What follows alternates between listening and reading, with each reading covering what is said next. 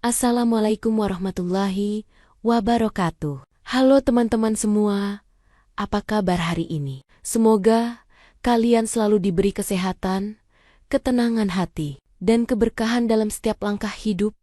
Seperti biasa, sebelum kita mulai cerita malam ini, tulis dulu di kolom komentar, kalian sedang menonton dari kota mana? Aku senang banget membaca setiap komentar kalian, karena ternyata penonton kita datang dari berbagai daerah, bahkan sampai luar negeri juga.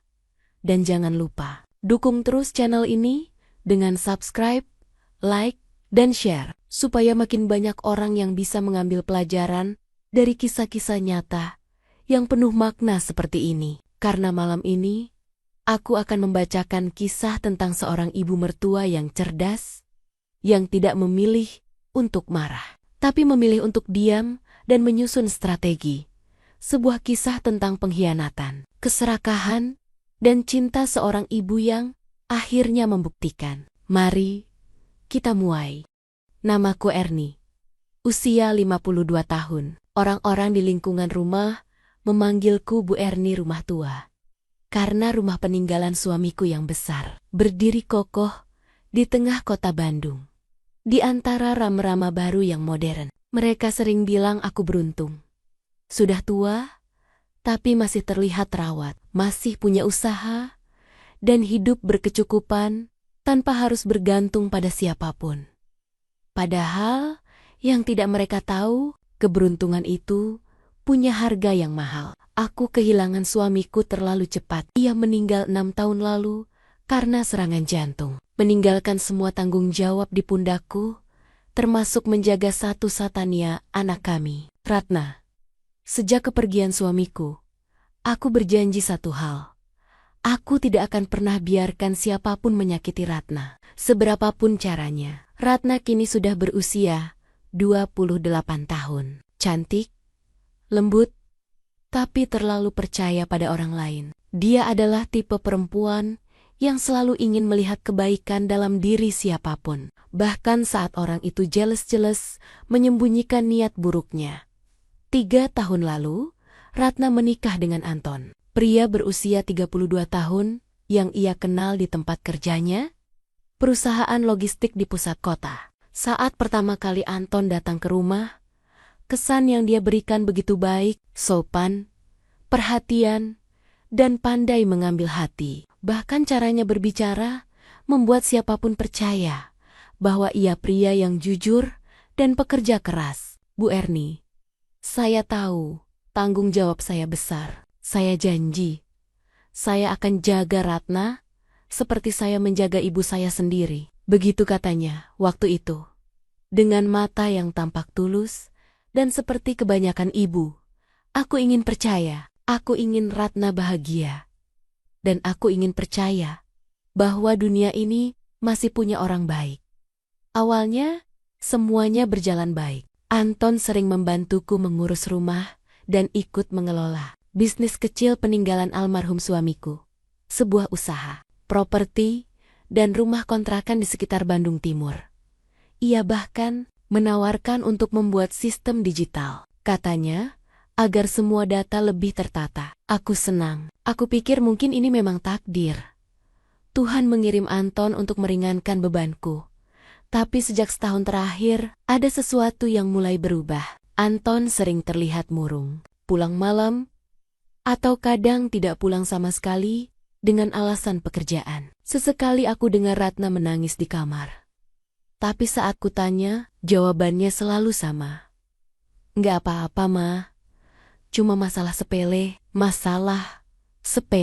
Tapi setiap malam, matanya sembab. Masalah sepele, tapi rekening rumah tangganya mulai berkurang entah kemana. Sampai suatu siang, aku sedang duduk di ruang makan, ketika Pak Tono, teman lama suamiku yang dulu sering membantu mengelola aset, datang tanpa kabar. Wajahnya tampak khawatir. Bu Erni, maaf kalau saya lancang, tapi saya merasa perlu ngomong. Ada apa, Pak? Saya lihat menantu ibu, si Anton.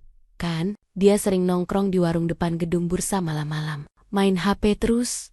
kadang enggomel-enggomal sendiri. Saya dengar dia punya utang, Bu, judi online, katanya. Kalimat itu seperti petir di siang bolong. Aku terdiam lama, mencoba mencerna. Judi, Anton? Tidak mungkin. Atau mungkin saja aku terlalu percaya. Aku mengangguk pelan dan hanya berkata, "Terima kasih, Pak Tono. Saya akan cari tahu." Sejak hari itu, aku mulai memperhatikan setiap gerak-gerik Anton. Setiap kali dia berbicara manis, aku perhatikan matanya. Dan untuk pertama kalinya, aku sadar, matanya tidak lagi berbicara dengan kejujuran, tapi dengan kepura-puraan. Beberapa malam kemudian, aku sengaja turun ke dapur. Sekitar jam 12 malam. Dari ruang tamu, samar-samar terdengar suara bisikannya. "Tenang, besok gue setor, udah hampir balik modal. Sekali lagi aja menang." Ia menatap layar ponselnya dengan wajah tegang, lalu menepuk meja dengan kesal. Aku hanya berdiri di balik dinding, tanpa suara. Jantungku berdegup kencang. Tapi bukan karena marah, lebih karena rasa kecewa yang terlalu dalam. Keesokan paginya, Ratna datang menemuiku di dapur. Wajahnya pucat dan tangannya gemetar memegang cangkir teh. "Ma," suaranya lirih. "Ada apa, Nak?" "Anton minta dijual salah satu tanah di Cileunyi. Katanya buat investasi. Tapi aku nggak tahu, Ma. Aku takut ini buat yang lain." Aku menatapnya lama. Dalam hati, aku tahu. Semua kepingan mulai menyatu. "Ratna, dengar Mama baik-baik. Kadang orang yang kita cintai justru orang yang paling pandai menutupi kebenaran. Tapi Mama janji, Mama nggak akan biarkan kamu jatuh karena dia." Aku usap tangannya lembut. Ratna menangis. Dan aku tahu, air mata itu bukan cuma sedih, tapi juga tanda bahwa dia mulai sadar siapa suaminya sebenarnya. Hari itu, aku menatap keluar jendela, melihat langit Bandung yang mulai mendung. Dan di dalam hatiku, aku berbisik pelan, "Baiklah, Anton, kalau kamu pikir aku wanita tua yang bisa kamu tipu, kamu baru saja memulai permainan yang salah." Aku tahu, mulai saat itu, aku tidak lagi hanya seorang ibu, tapi seorang pemain dalam perang diam di rumahku sendiri. Sejak hari itu, aku tak lagi memandang Anton dengan mata seorang ibu mertua yang percaya, tapi dengan mata seorang wanita yang tahu sedang berhadapan dengan seseorang yang berbahaya. Ia masih tersenyum seperti biasa, masih memanggilku Bu dengan nada sopan, masih berusaha terlihat sibuk dengan pekerjaan proyeknya. Tapi, entah mengapa, setiap kali ia berbicara, aku bisa mendengar nada kebohongan yang samar di antara kata-katanya. Suatu sore, saat aku sedang duduk di teras belakang menatap pot tanaman, Anton keluar dari rumah dengan pakaian rapi, memakai parfum mahal. "Bu, saya keluar sebentar ya, ada ketemu klien di kafe." "Klien proyek yang mana?" tanyaku. "Tenang, yang kemarin, Bu. Investasi properti itu loh." Aku tersenyum. "Oh iya, nanti malam pulang makan di rumah ya. Mama masak rawon." "Wah, enak tuh." "Iya, Bu, nanti saya pulang." Ia berlalu. Tapi sebelum pintu pagar tertutup, aku memanggilnya. "Ton?" "Iya, Bu, kalau kamu ketemu klien, jangan lupa bawa map hitam yang biasa kamu pakai itu ya." Mama lihat tadi di meja ruang tamu. Sekilas aku lihat matanya membesar sepersekian detik, lalu kembali normal. "Oh, iya, makasih Bu.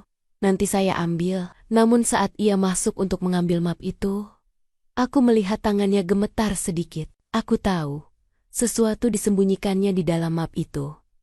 Malamnya, setelah ia tidur, aku masuk ke ruang tamu. Map hitam itu tergeletak di atas meja, seperti menantangku untuk membuka. Aku tahu ini salah, tapi aku juga tahu, diam artinya membiarkan Ratna terluka. Perlahan, aku buka. Di dalamnya ada beberapa lembar nota transfer, tanda tangan palsu, dan satu dokumen fotokopi sertifikat tanah. Sertifikat yang sama, milik tanah almarhum suamiku. Tapi yang mengejutkan, di bawahnya sudah ada nama penerima baru. Anton Wirawan. Tanganku gemetar, mataku panas. Bukan karena marah, tapi karena kecewa yang dalam sekali. Jadi ini tujuanmu, Ton, bukan menjaga anakku, tapi menguasai warisan bapaknya. Aku duduk lama malam itu, menatap lembaran kertas yang kini seperti racun di tanganku. Tapi aku tidak menangis. Tidak seperti Ratna. Aku sudah terlalu lama belajar menahan air mata. Aku hanya tersenyum kecil, getir, tapi mantap. Baiklah, kamu ingin bermain di wilayahku. Mari kita lihat siapa yang bertahan paling lama. Keesokan paginya, aku pura-pura tidak tahu apapun. Aku bahkan membuatkan sarapan dan memuji masakanku sendiri. Ton, makan dulu. Tadi Mama masak rawon kesukaan kamu. Wah, Bu, makasih ya. Ini wangi banget. Aku duduk di seberangnya, memperhatikannya makan, seolah tak terjadi apa-apa. Padahal di kepalaku, aku sudah menyusun rencana pertama. Menjerat Anton dengan kebaikan. Setelah selesai makan, aku berkata pelan, Ton, Mama kepikiran. Kalau kamu yang urus semua aset keluarga, Mama jadi lebih tenang. Tapi Mama nggak ngerti administrasi digital. Nanti bantu Mama ya, buat laporan biar lebih rapih. Matanya langsung berbinar. Tentu, Bu. Wah, Mama percaya banget sama saya ya. Iya dong, kamu kan suaminya Ratna. Keluarga sendiri. Ia tidak sadar bahwa kotak-kotakku itu bukan kepercayaan, tapi umpan. Hari demi hari, aku membiarkannya mengatur laporan keuangan. Ia merasa semakin berkuasa. Tapi yang ia tidak tahu, setiap file, setiap dokumen, setiap rekening yang ia buka, diam-diam sudah terhubung ke salinan data yang kubuat sendiri. Anak muda seperti dia tidak akan pernah menyangka bahwa wanita seusia aku bisa lebih lihai dari yang terlihat. Sementara itu, Ratna mulai sering mengadu diam-diam. Ma, Anton akhir-akhir ini sering pinjam uang ke teman kantornya. Katanya, buat investasi juga. Ratna, kataku tenang. Kamu jangan tanya dia dulu, biar Mama yang cari tahu. Aku tahu, Ratna terlalu baik. Dia masih mencintai suaminya. Masih berharap Anton bisa berubah. Tapi, aku tahu, orang yang sudah dikuasai oleh hutang dan keserakahan tidak bisa disembuhkan dengan cinta saja. Suatu malam, aku mendapat pesan dari nomor tak dikenal. Bu Erni, saya orang yang membantu Anton beberapa waktu lalu. Tolong sampaikan ke dia. Utangnya belum dibayar. Kalau minggu ini nggak ada kabar, kami cari langsung ke rumah. Aku membaca pesan itu sambil memegang dada. Bukan karena takut, tapi karena aku tahu waktuku untuk mengungkap semuanya semakin dekat. Aku tahu Anton akan panik, dan di saat seperti itu, seseorang yang panik akan selalu melakukan kesalahan fatal. Aku tersenyum kecil di depan layar ponsel. Baik, Ton, mari kita lihat siapa yang lebih dulu terjebak, kamu dalam hutangmu, atau kamu dalam jebakanku. Setelah menemukan bukti awal di dalam map hitam itu, aku tak bisa buru-buru bertindak. Keputusan tergesa akan membuat semuanya bubar, dan aku harus melindungi Ratna. Bukan sekadar dari kehilangan harta, tetapi dari rasa malu, tersakiti, dan kehancuran yang mungkin mengikuti. Aku butuh orang yang bisa dipercaya, orang yang tahu hukum, tetapi juga paham permainan psikologi. Agar jebakan yang kubuat bukan sekadar menutup pintu, melainkan membuat pelaku itu sendiri yang membuka perangkapnya. Beberapa hari kemudian, aku menemui Bu Made, notaris lama yang sudah kenal almarhum suamiku sejak lama. Lalu, Pak Anwar, pengacara yang sering membantu tetangga menyelesaikan urusan kecil mereka. Aku duduk di ruang tamu sambil menyajikan teh hangat, mendengarkan mereka sambil hoti-hoti memilih kata. Bu Made, saya ingin mengamankan aset keluarga. Bukan berarti saya tidak percaya kepada Ratna dan suaminya. Tapi Mama ingin semua beres. supaya tidak ada masalah di kemudian hari. Bahasa ibu sangat bijak, kata Bu Made pelan. Kita bisa buat beberapa perlindungan hukum. Pemindahan hak atas tanah ke trust keluarga, pengaturan perwalian sementara, atau penempatan aset ke yayasan keluarga dengan syarat tertentu. Pak Anwar menatapku. Kita juga bisa siapkan perjanjian internal, perjanjian antara ibu dan pihak pengelola, yang mengatur siapa yang berhak menandatangani transaksi besar, serta mekanisme persetujuan dua pihak. Ini akan memperkecil akses Anton. Tapi Bu Erni, kalau memang Anton melakukan tindakan ilegal, bukti itu harus dikumpulkan dan disimpan rapi. Aku angguk, itu yang kubutuhkan. Langkah legal yang rapi, tertutup, dan yang paling penting bersifat preventif sekaligus ofensif. Rencanaku tidak hanya soal hukum, itu terlalu kaku, tanpa sedikit permainan psikologis. Aku harus membuat Anton merasa aman. Bahkan menang supaya ia makin berani membuka dirinya.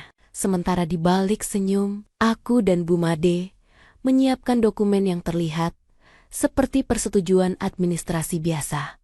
Formulir pendaftaran, surat kuasa terbatas, dan form perubahan data pengelolaan aset. Semua tampak sah dan rutin, persis seperti yang biasa ia minta untuk ditandatangani.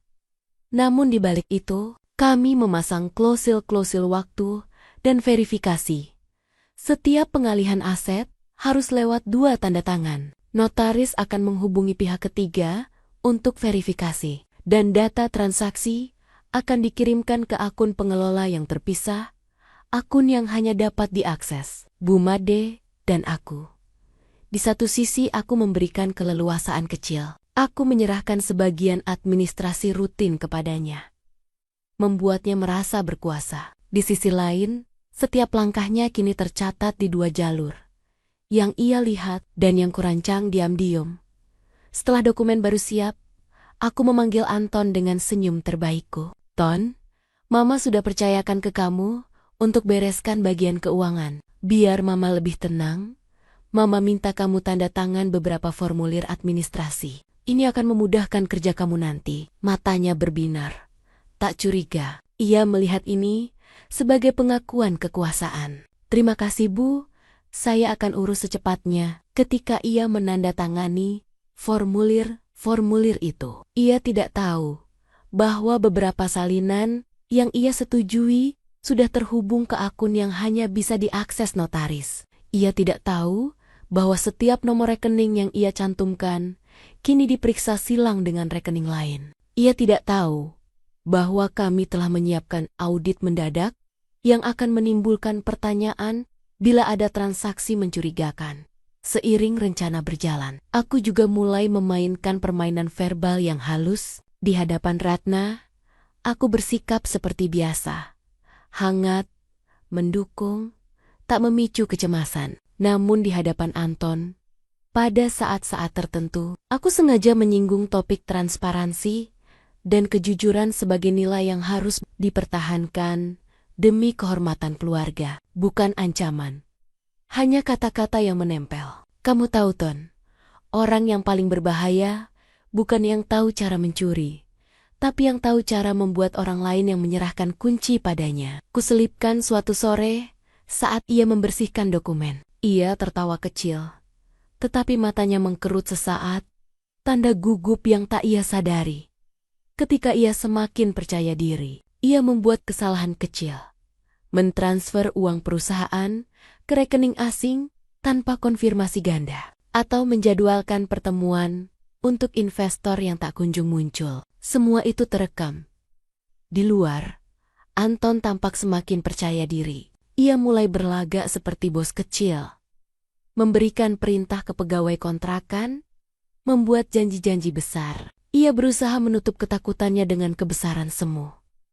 Namun, ketika minggu berikutnya Bu Made mengirim email notifikasi audit internal yang tampak biasa, wajah Anton berubah berkali-kali dalam sehari. Ia mulai panik. Telepon dari penagih pun datang lebih sering. Dalam kegamangan itu, ia mulai bertindak tidak rasional. Mencoba memindahkan aset secara terburu-buru, meminta Ratna menandatangani sesuatu, dan bahkan bernegosiasi dengan pihak ketiga di belakang punggung keluarga. Semua itu justru mempercepat jurang yang telah kurancang. Setiap langkahnya kini meninggalkan jejak, dan jejak-jejak itu mengarah ke satu titik. Dirinya sendiri. Malam menjelang, ketika aku duduk sendiri di ruang tamu, menatap fotokopi sertifikat tanah yang dulu kubanggap sepi dari celah nafasku, aku menghela napas panjang. Bukan karena lelah, tapi karena sadar permainan sudah dimulai. Sebuah perang sunyi yang tak memerlukan kata-kata kasar, hanya kecerdikan, kesabaran, dan bukti. Besok, kata Bu Made, akan ada surat panggilan resmi dari notaris untuk audit administrasi. Bila Anton tersulut dan melakukan kesalahan, ia sendiri yang akan menjerat dirinya. Di bibirku, senyum kecil muncul. Bukan karena aku ingin menghancurkan, tapi karena aku ingin melindungi anakku. Permainan ini kejam, tapi kadang keadilan memerlukan kecerdikan yang tak selalu manis. Pagi itu terasa berbeda. Langit Bandung mendung, tapi udara rumah terasa lebih berat dari biasanya. Seperti ada sesuatu yang menunggu untuk pecah. Anton baru saja turun dari kamar. Wajahnya terlihat kusut. Matanya merah, seperti orang yang semalaman tidak tidur. Aku sudah duduk di ruang makan, menyeduh teh, pura-pura tak tahu apa-apa. Ton, kamu nggak sarapan? Tanyaku. Tenang. Enggak Bu, lagi nggak enak badan. Oh begitu. Padahal, hari ini penting loh. Ada tamu dari kantor notaris mau datang. Katanya ada audit rutin. Kamu kan yang pegang semua datanya? Wajahnya langsung menegang. Audit? Iya. Audit tahunan. Ibu Made sendiri yang telepon Mama tadi malam. Katanya, semua pengelola keuangan harus hadir. Anton berusaha tersenyum, tapi senyum itu kaku. Terlalu kaku untuk ukuran orang yang tidak menyembunyikan apapun. Oh, iya Bu, saya siapin berkasnya. Ia buru-buru naik ke kamar. Aku hanya menatap punggungnya sambil menahan senyum kecil. Audit itu bukan kebetulan, tapi bagian dari jebakan yang sudah lama kususun. Sekitar jam 11 siang, Bu Made datang bersama 2 staf notaris dan seorang pengacara, Pak Anwar. Mereka membawa map coklat tebal berisi dokumen. Anton keluar dengan kemeja biru, rambut disisir rapi, tapi wajahnya tetap tegang. Silakan duduk, Bu Made, kataku ramah. Terima kasih Bu Erni. Kita langsung saja ya, supaya cepat selesai. Audit dimulai. Satu persatu dokumen dibuka. Laporan keuangan, transaksi bulanan, dan daftar rekening yang dikelola Anton. Setiap lembar yang diperiksa. Setiap angka yang tak sesuai. Setiap tanda tangan yang tampak aneh. Semuanya menjadi lubang kecil yang memperlihatkan kebohongan yang ia sembunyikan selama ini. Anton berusaha menenangkan diri. Itu pasti salah input, Bu. Kadang saya terburu-buru. Tapi kenapa tanda tangan Ibu Erni muncul di dokumen transfer ke rekening pribadi Anda, Pak Anton? Tanya Bu Made datar. Anton terdiam. Wajahnya memucat. Itu kan cuma simulasi, Bu.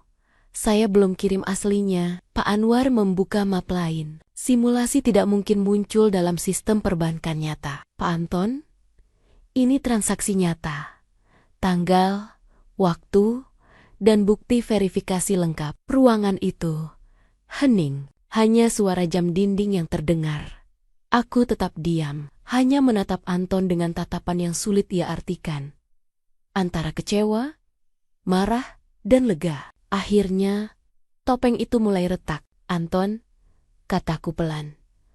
Mama tahu, kamu bukan orang jahat, tapi orang yang baik pun bisa hancur kalau terus memelihara kebohongan. Bu, saya bisa jelasin semuanya. Jelaskan. Atau kamu mau nunggu polisi yang datang buat bantu jelasin? Iya, terdiam. Ratna yang sedari tadi berdiri di pojok ruangan mulai menangis. Anton, jadi benar, semua uang itu kamu pakai buat judi? Ratna, Aku cuma butuh waktu buat balikin semuanya. Kamu udah janji nggak akan bohong lagi, seru Ratna. Suaranya pecah di tengah tangis. Aku berdiri, perlahan menatap menantuku itu. Kamu tahu kenapa Mama diam selama ini? Tanyaku, lirih. Karena Mama ingin kamu sadar sendiri. Tapi ternyata kamu memilih untuk tenggelam lebih dalam. Anton menunduk, matanya basah. Tapi bukan karena penyesalan, lebih karena ketakutan. Saya cuma mau bantu keluarga ini, Bu. Tidak, Ton. Aku memotong. Suaraku tenang, tapi tajam. Kamu ingin menguasai keluarga ini, dan kamu lupa. Rumah ini bukan milik orang yang paling berani bicara, tapi orang yang paling tahu kapan harus diam. Beberapa jam kemudian, Bu Made menyelesaikan audit. Anton diminta menandatangani surat pertanggungjawaban dan pengunduran diri dari posisi pengelola keuangan keluarga. Ia menandatanganinya tanpa suara, tangan gemetar, matanya kosong. Setelah semuanya selesai, aku berjalan ke teras, menatap langit sore yang mulai berwarna jingga. Ratna duduk di sebelahku.